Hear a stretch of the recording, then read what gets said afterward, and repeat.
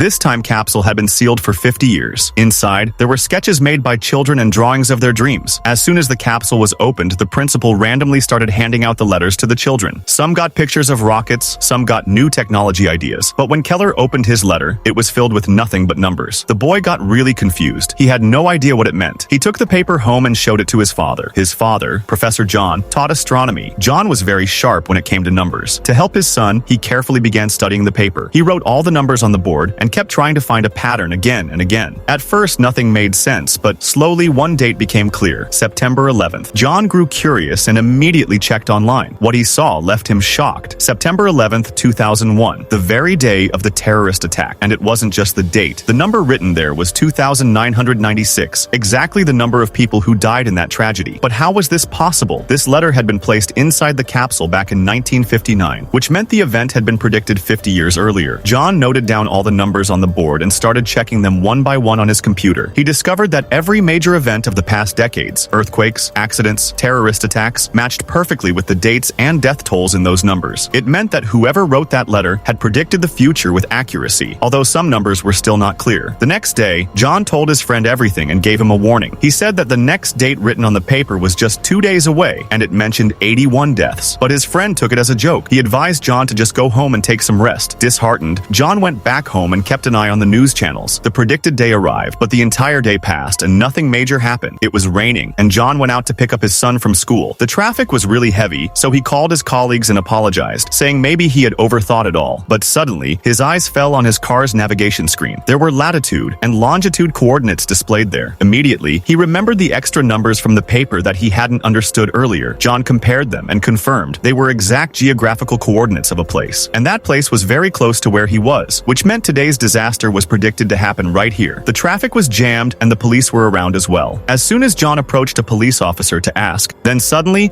a plane crashed there and 41 people died.